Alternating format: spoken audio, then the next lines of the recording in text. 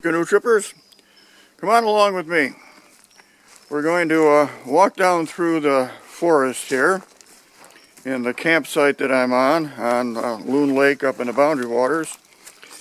And we're going to look for the fire tree. Now, I was here, probably about 15 years ago with a buddy. And we had only camped out for a couple days and just stayed here and fished. Well,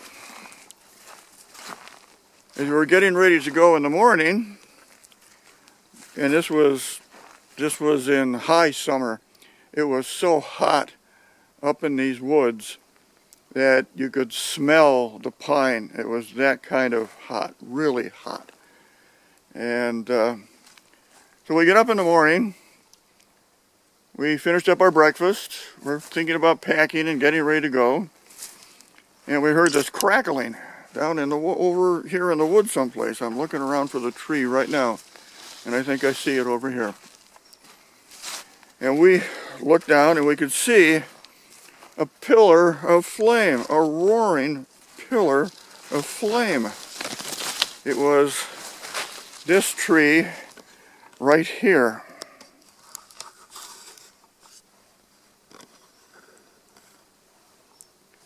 It looked like a chimney fire. It was just roaring.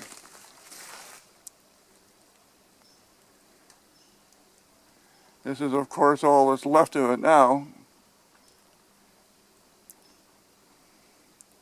Now, around the base of it, it was just a small area that was on fire. Just a little area.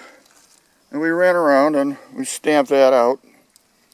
So what we had done is we grabbed the water buckets from the campsite, and when we threw them into the hole down here at the bottom, down here someplace, where the fire seemed to be lit and coming from, and then roaring up the center of this dead hollow tree, that sent up a big stream of steam, which basically knocked the fire down. Well, we threw some more water on it because we brought our water bucket down with us. And then down here, well, one of us was wildly stomping, trying to get the rest of it out. The other one clambered right down here, right down this way. Thumpity, thumpity, thumpity. Out onto this pile of rocks down here, and started grabbing more buckets of water and hauling them up. Well, we probably spent better part of a half hour, at least, throwing buckets of water on this, because we certainly didn't want to see the whole forest set on fire. Kind of surprised I actually found it, because I have not been in this camp in a few years. But there it is. We shook this thing to try to pull it over, and all we succeeded in doing was breaking out the top part, which was still filled with embers and sort of smoking and burning. And it thumped down here on the ground, and we carried it, and we put it, we carried it and threw it over the edge down here into the lake where we were getting water from. So there it is. That's the burning tree, the crackling, roaring, burning tree that we put out.